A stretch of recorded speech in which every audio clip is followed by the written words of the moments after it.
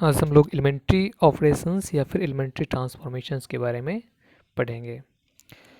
Elementary operations या फिर elementary transformation actually 6 types के होते हैं टोटल, जिसमें से 3 एलिमेंट्री रो ऑपरेशंस होते हैं और 3 एलिमेंट्री कॉलम ऑपरेशंस होते हैं।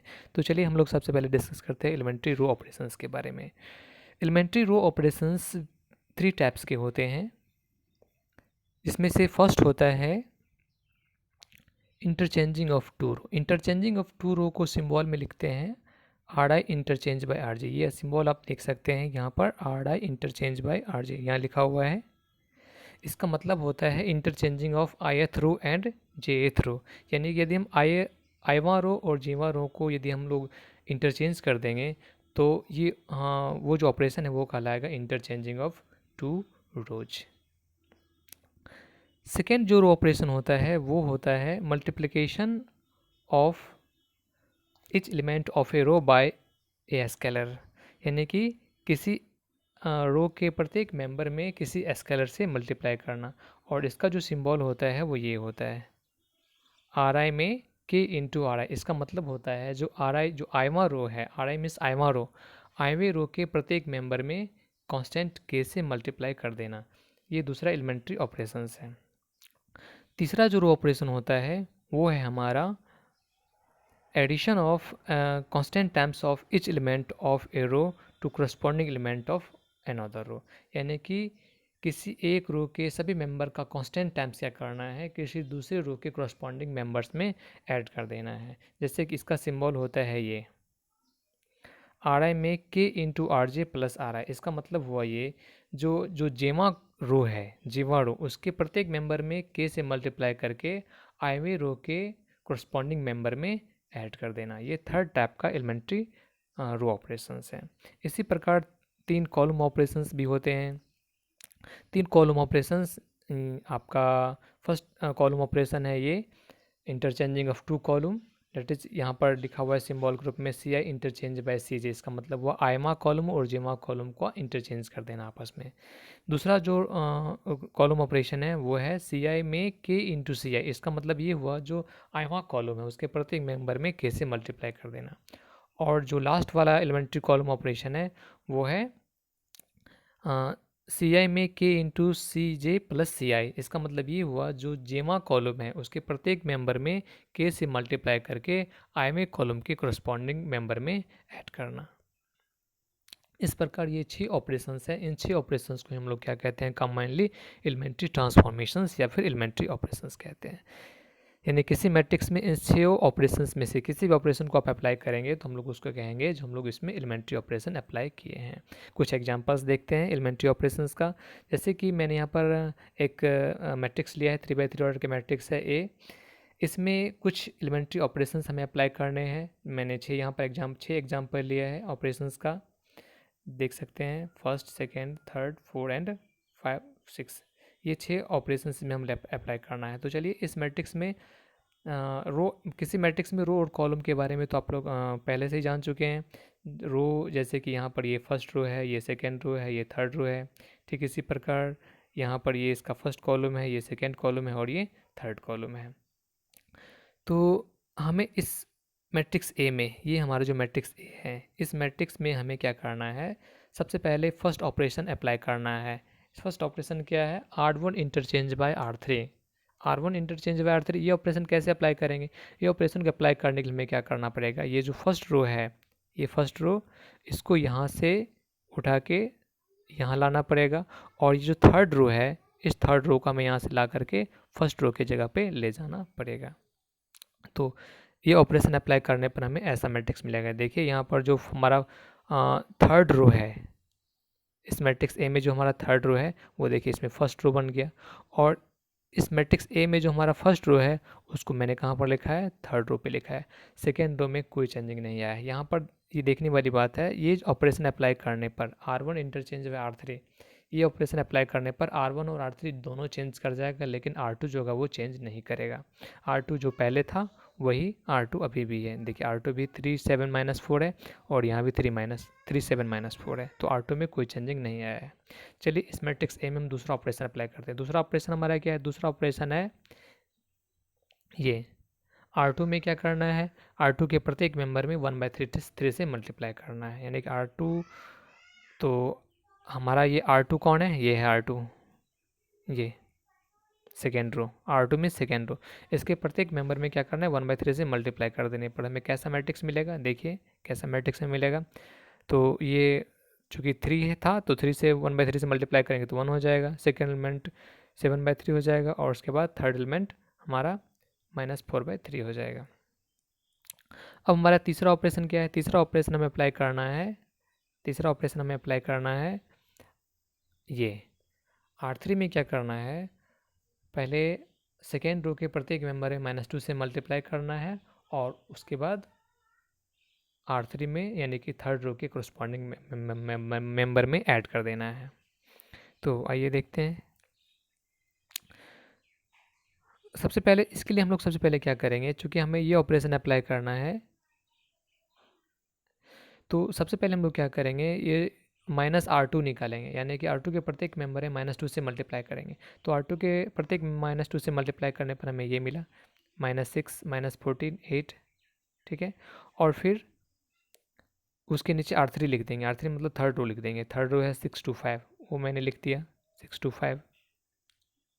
और फिर मैं क्या करेंगे, दोनों को ऐड कर देंगे, तो दोनों को ऐड करने पर हमें क्या मिलेगा, ये -6 + 6 0 हो गया, -14 + 2 -12 हो गया, और फिर 8 और 5 13 हो गया। तो 0 -12 13, ये हमें कहाँ लिखना है, किस में मैंने ऑपरेशन किया है, मैंने ऑपरेशन किया है R3 में, तो R3 की जगह पर ये हम लिख देंगे। यहाँ पर देखें R3 में सिर्फ ऑपरेशन किए हैं, R1 और R2 जो है वो अनचेंज रहेगा। ठीक इसी प्रकार हम लोग कॉलम ऑपरेशन भी कर सकते हैं। कॉलम ऑपरेशन जो है वो है चौथा हमारा जो ऑपरेशन है वो है C3 interchange bye C2 interchange bye C3। तो यहाँ हमें क्या करना है, C2 और C3 यानी कि सेकेंड कॉलम और थर्ड कॉलम को इंटरचेंज कर देना है, तो हमें इस प्रकार का मैट्रिक्स मिलेगा। जो हमारा पांचवा ऑपरेशन है वो है C1 में 1/2 टाइम्स ऑफ C1, यानी कि C1 मतलब फर्स्ट कॉलम हमारा ये है, इसके प्रत्येक मेंबर में हमें क्या करना है, 1/2 से मल्टीप्लाई कर देना, तो 1/2 से मल्टीप्लाई करने पर हमें ये मैट्रिक्स मिलेगा। और जो हमारा लास्ट ऑपरेशन है वो है C1 में 2 टाइम्स ऑफ C2 + C1, यानी कि C2 के प्रत्येक मेंबर में 2 से मल्टीप्लाई कर देना है, और फिर उसको फर्स्ट कॉलम में ऐड कर देना। सेकेंड कॉलम में जब हम सबसे पहले क्या करेंगे, सेकेंड कॉलम के प्रत्येक मेंबर में 2 से मल्टीप्लाई कर देंगे, तो हमें ये मिलेगा -2 14 और 4, और उसके नीचे C1 है यानी कि फर्स्ट कॉलम लिख देंगे 2 3 6, 2 3 6 मैंने लिख दिया, और दोनों को ऐड करने पर हमें क्या मिला, -2 + 2 0 आ गया, 14 + 3 कितना हो गया, 17 हो गया, और 4 + 6 कितना हो गया, 10 हो गया, यानी कि हमें मिला 0 17 और 10। तो ये हमें 0 17 और 10 कहाँ लिखना है, हमें जिसमें ऑपरेशन किया है, मैंने ऑपरेशन किया C1 में, तो C1 में लिख देना है 0 17 और 10। तो इस प्रकार ऑपरेशन 6 ऑपरेशन हम मैट्रिक्स ए में अप्लाई कर दिए हैं। अब चलिए हम लोग कुछ प्रॉपर्टीज़ देखते हैं एलिमेंट्री ऑपरेशंस का। यहाँ पर मैंने दो मैट्रिक्स स्क्वायर मैट्रिक्स लिया है, ए और बी, सेम ऑर्डर का स्क्वायर मैट्रिक्स ए और बी है, ठीक है। और मैंने कुछ सिंबल यूज़ किया है, जहाँ पर ई ए सिंबल क्या है, ई ए का मतलब होता है कोई elementary operation applied on matrix A, यानी कि मैट्रिक्स ए में कोई एलिमेंट्री ऑपरेशन अप्लाई करने पर जो मैट्रिक्स मिलता है वो मैट्रिक्स डिनोट किया जाता है ई ए के द्वारा। ठीक इसी प्रकार ई आर ए क्या है, E R A matrix obtained by applying a row operation on A, यानी कि मैट्रिक्स ए में कोई रो ऑपरेशन अप्लाई करने पर कोई मैट्रिक्स मिलेगा, उसका सिंबल मैंने लिया है ई आर ए। और ठीक इसी प्रकार ई सी ए का मतलब मैंने ई सी ए सिंबल किसके लिया है, यदि किसी मैट्रिक्स ए में हम लोग कोई कॉलम ऑपरेशन करते हैं तो जो मैट्रिक्स मिलता है उसको हम लोग सिंबल के रूप में यहाँ लिए हैं ई सी ए, ठीक है। तब पहला इसका प्रॉपर्टी देखिए, यहाँ पर पहला फर्स्ट इसका प्रॉपर्टी है E A plus B equal to E A plus E B. इसका मतलब क्या हुआ, यानी कि हम लोग ए प्लस बी में कोई भी एलिमेंट्री ऑपरेशन करते हैं तो उसके लिए हमें क्या करना पड़ेगा, सेम एलिमेंट्री ऑपरेशन ए में अप्लाई करना पड़ेगा और सेम एलिमेंट्री ऑपरेशन बी में अप्लाई करना पड़ेगा, और दोनों को ऐड करना पड़ेगा, ठीक है। ठीक इसी प्रकार यदि हमें ए माइनस बी में किसी एलिमेंट्री का ऑपरेशन करना हो तो कैसे करेंगे, सेम ऑपरेशन ए में करेंगे, सेम एलिमेंट्री ऑपरेशन बी में करेंगे, और दोनों को सब्ट्रैक्ट कर देंगे।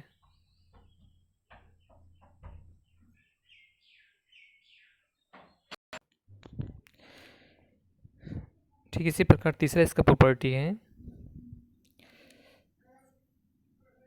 एलिमेंट्री ऑपरेशन इन के ए इक्वल टू के इंटू ई ए, मतलब यदि के इंटू ए में कोई एलिमेंट्री ऑपरेशन करेंगे तो इसके लिए हमें क्या करेगा, ए में क्या करना पड़ेगा, ए में एलिमेंट्री ऑपरेशन करके सेम ऑपरेशन करके हमें के से मल्टीप्लाई करना पड़ेगा।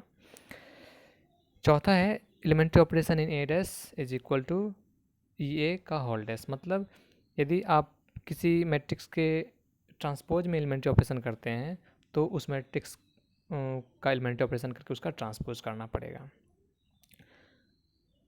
फिर इसी प्रकार पांचवा और छठा, ये दोनों बहुत ही इंपॉर्टेंट प्रॉपर्टी है।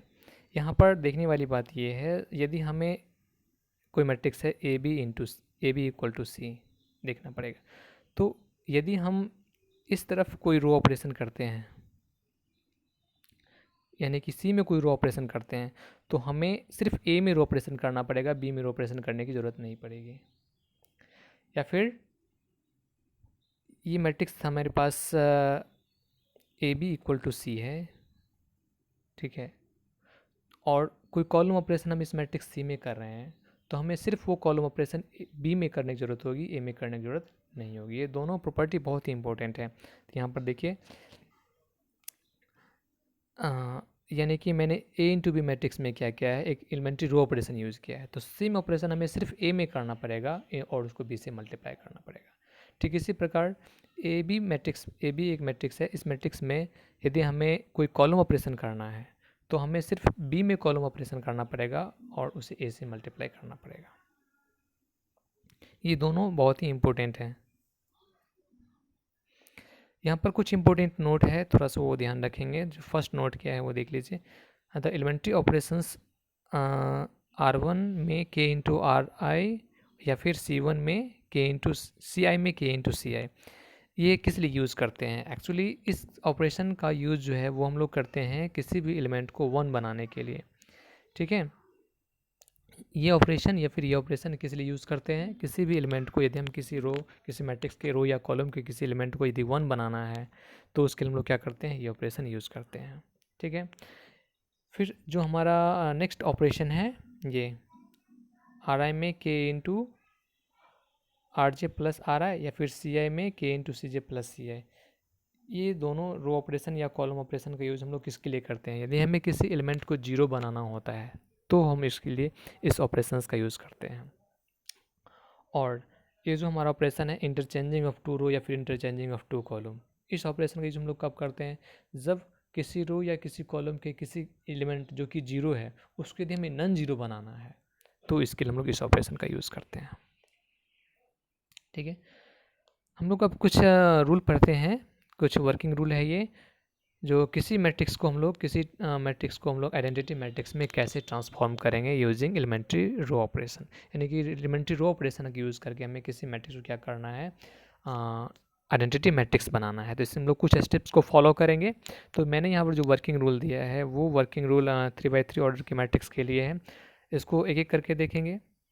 देखिए स्टेप 1 में क्या कर रहा है, स्टेप 1 में कह रहा है हमें क्या करना है, डायगोनल एलिमेंट, जो कि आप डायगोनल एलिमेंट जानते हैं। डायगोनल एलिमेंट कौन होता है? वैसे एलिमेंट जिसके row position and column position same होता है, वो सभी एलिमेंट डायगोनल एलिमेंट कहलाता है। तो हमें क्या करना पड़ेगा, जो हमें सबसे फर्स्ट डायगोनल एलिमेंट है उसको 1 के इक्वल बनाना पड़ेगा। तो 1 के इक्वल कैसे बनाएंगे? तो जो फर्स्ट डायगोनल एलिमेंट है, ठीक है, जो एलिमेंट हो फर्स्ट डायगोनल एलिमेंट, सपोज मैंने फर्स्ट डायगोनल एलिमेंट के है, तो हमें क्या करना पड़ेगा, फर्स्ट रो के प्रत्येक मेंबर में 1/k से मल्टीप्लाई करना पड़ेगा। यानी कि इसका मतलब ये हुआ जो k से डिवाइड करना पड़ेगा। तो k से डिवाइड करने पर ऑटोमेटिक हमारा फर्स्ट डायगोनल का जो डायगोनल का जो फर्स्ट एलिमेंट है वो कितना हो जाएगा, 1 हो जाएगा।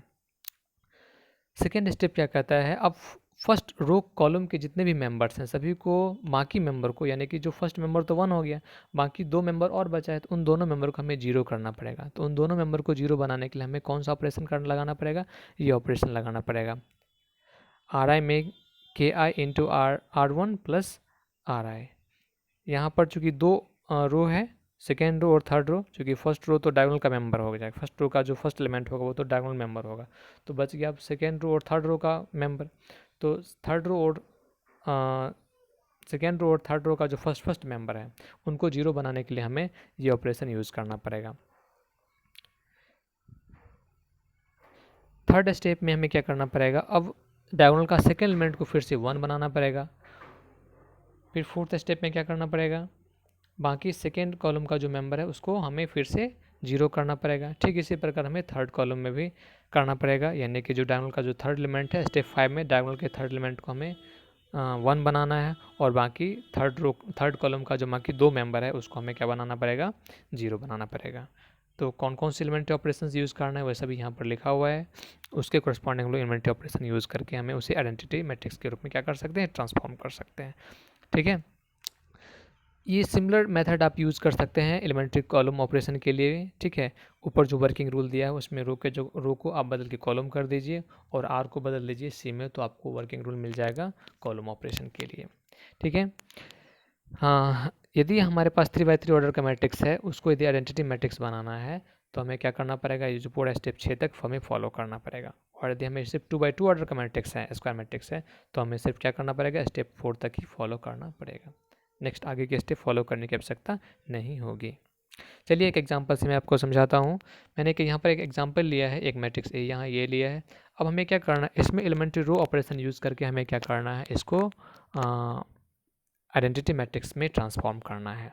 तो चलिए देखते हैं, ये है हमारा मैट्रिक्स ए।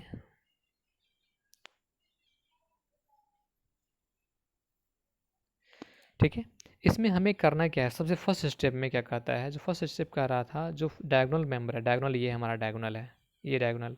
ठीक है, इस डायगोनल मेंबर का जो फर्स्ट मेंबर है, डायगोनल का फर्स्ट मेंबर कौन है, ये है 2, ये इसे हमें क्या करना है, 1 बनाना है। तो इसको 1 कैसे बनाएंगे, 1 बनाने के लिए हमें क्या करना पड़ेगा, इसको 1/2 से मल्टीप्लाई करना पड़ेगा। तो सेम ऑपरेशन मैंने यूज़ किया, यहाँ देखिए R1 में मैंने क्या किया है, 1/2 टाइम्स ऑफ R1। अब चूंकि हमें सिर्फ 2 को 1 बनाना है, ठीक है, लेकिन हम सिर्फ 2 में ही 1/2 से नहीं मल्टीप्लाई कर सकते हैं, ऑपरेशन तो हमें इस फर्स्ट रो में के पूरे मेंबर में करना पड़ेगा। इसलिए हमें क्या करना है, R1 के प्रत्येक मेंबर में 1/2 से मल्टीप्लाई करना है। तो ऐसा करने पर हमें क्या मिलेगा, देखिए ऐसा करने पर हमें फर्स्ट रो क्या बन जाएगा, फर्स्ट रो का मेंबर होगा 1, 1/2 और -3/2। ठीक है, इसके बाद सेकेंड स्टेप को हम लोग फॉलो करते हैं। सेकेंड स्टेप क्या कर रहा था, सेकेंड स्टेप कह रहा था जो फर्स्ट रो है उसके बाकी मेंबर को हमें क्या बनाना है, 0 बनाना है। बाकी मेंबर हमारा यहाँ कौन कौन है, बाकी मेंबर ये 1 है और ये 6 है, ये 2 मेंबर हो गया। इस दोनों मेंबर को हमें क्या करना पड़ेगा, 0 बनाना पड़ेगा। तो 0 कैसे बनाएंगे, तो 0 बनाने के लिए देखिए मैंने वहाँ पर ऑपरेशन वहाँ भी मैंसन किया था और यहाँ भी ऑपरेशन है। देखिए सेकेंड रो में क्या करेंगे, ये ऑपरेशन यूज़ करेंगे, -1 times of R1 plus R2, यानी कि R1 में -1 से मल्टीप्लाई करेंगे और R2 में ऐड कर देंगे। तो हमारा ये सेकेंड रो का जो फर्स्ट मेंबर है वो 0 हो जाएगा। ठीक इसी प्रकार R3 में क्या करेंगे, R3 में कौन सा ऑपरेशन लगाएंगे, तो -6 times of R1 plus R3, यानी कि R1 के प्रत्येक मेंबर में -6 से मल्टीप्लाई करेंगे और क्या किस में ऐड कर देंगे, R3 में ऐड कर देंगे। तो ऐसा करने पर हमें ये नीचे वाला मैट्रिक्स मिलेगा। ठीक है, अब हमें थर्ड स्टेप पे जाना पड़ेगा। स्टेप थर्ड क्या कर रहा था, जो डायगोनल का जो सेकेंड एलिमेंट है उसको हमें 1 बनाना है। तो फिर से देखिए डायगोनल तो हमारा ये है, इसका सेकेंड मेंबर हमारा है 3/2, तो 3/2 को 1 बनाना है। 3/2 को 1 कैसे बनाएंगे, तो इसको हम लोग 2/3 से मल्टीप्लाई करेंगे तभी ये 1 बनेगा। तो ये मैंने सेकेंड ऑपरेशन यूज़ यहाँ पर ऑपरेशन यूज़ किया है R2 में 2/3 टाइम्स ऑफ R2, और ऐसा करने पर हमें ये मेंबर मिलेगा R2। ठीक है, और R1 और R3 तो अनचेंज्ड है, जैसा है वैसा ही रहेगा। ठीक इसी प्रकार अब हमें क्या करना है, R2 का जो रिमेनिंग मेंबर है उसे हमें 0 बनाना है। लेकिन यहाँ पर एक बात देखना है, जो एक मेंबर यहाँ पर पहले से ही 0 है, तो बच गया बाकी ये 1/2, तो सिर्फ हमें 1/2 को 0 बनाना है। तो 1/2 को 0 बनाने के लिए हमें सिर्फ एक ऑपरेशन यूज़ करना पड़ेगा, R1 में -1/2 times of R2 plus R1। ऐसा ये ऑपरेशन अप्लाई करने पर ये हमारा ये मेंबर भी 0 हो गया। नेक्स्ट स्टेप कहता था जो डायगोनल का जो लास्ट मेंबर है यानी कि थर्ड मेंबर है उसको 1 बनाना है।